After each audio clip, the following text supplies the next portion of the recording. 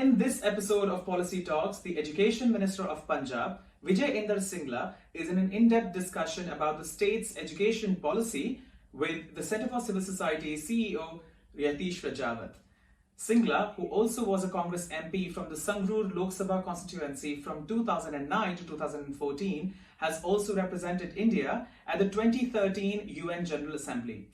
Singla also holds the portfolio for PWD and is known as an energetic implementer of policies in the Punjab government. So, coming to this, so you are using radio and you're trying to use TV as a mode of educating the students of the state, correct? Like digital learning platforms, you can say. Yeah. Now, as you know that 80% of the schools in Punjab fall into this category of budget private schools. 80% of your students go into budget private schools. Approximately 7 to 12% would go into government school or high value quality private schools. And these schools are schools which are small. They are typically run by a family or two. They charge fees anywhere where between 500 rupees to 1500 rupees in a month. And there has been a perpetual call by these schools because at one point the government said that they must continue to pay the teachers. And second, the government said that you must do online education. But third, the government also insisted that parents need not pay the fees on a quarterly basis or need not pay the fees at all till such time the schools start. And these schools are now basically, reaching bankruptcy or, are almost reaching a point of closure because they don't have liquidity and they don't have resources to even take their existing students online. How do you look at this problem and what are you doing as a policymaker to solve this? To be very frank, let me share this with you that up till 31st March 2020, whether the school was charging a monthly fees or he was charging a quarterly fees, I'm talking about private schools, everybody had taken the fees because the lockdown 1 came on 23rd March 2020. And it was only in the month of April and May that they were restricted not to charge fees during the lockdown was there. That was a statement which I gave as an education minister of Punjab, and that was a very cautious decision of our government that we should try and help children or the parents during this lockdown.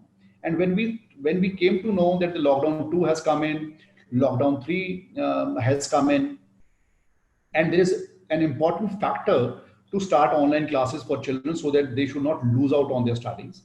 So keeping that in mind, when the lockdown 2 or lockdown 3 was on, there was an association of the private schools who approached me and told me, sir, that we are providing online classes and at least the tuition fees on the pretext of online classes, we should be allowed to take fees. As the Delhi government had already passed an order, and that order was also substantiated by the Delhi High Court and subsequent of the double bench. And subsequently, in the state of Punjab, on the request of the Private Schools Association, we also allowed them to charge tuition fees, and for only those schools, those who are imparting online education. 2 days later, the Private School Association approached the High Court of Punjab and Haryana High Court in Chandigarh, and the High Court gave schools and allowed them to charge 70% of the last year's fees, so that they are able to compensate. So now they are charging 70% of the fees on the basis of the High Court order, though the final order has still to come on the 12th of June. And also the petition which was filed by the Parent Teachers Association was not listed, but I was told yesterday, because my AG was also following it up with the High Court. So I have come to know that now that has been listed on Monday. So what is the fate of that petition which was filed by the parents, which we as a government were also following it up, because it was on the request of the Private Schools Association that the tuition fees should be allowed from children, those whom we are imparting online education, that was allowed. But now the High Court gave an order in the favor of the private schools to charge 70% of the fees. So the state government was also had to keep quiet, because we have to all follow the orders of the High Court. All the schools in Punjab follow directions, but there are some, those who do not follow direction, those who did not even, there were 55 schools out of maybe 10,000 schools across the state. Those who followed the 55 schools, those who did not follow the first instructions of even the deferment of the fees. So we had to give them notices, and all those 55 schools are under the careful watch about their activities, how they are behaving. Because if we as a government, if they don't want to, abide by the orders of the state government under the the whole country is under the National Disaster Management Act. So I think we also need to sometimes take action against such schools. Otherwise, the state government has been very liberal, and I think Punjab is today one of the state governments who has given private schools to enhance fees more than 8% also. All those schools, those who have infrastructure, all those schools, they will have to come in public domain, give a public notice, invite objections, and after everything is settled, they can even charge more than 8%, provided they are giving that kind of infrastructure.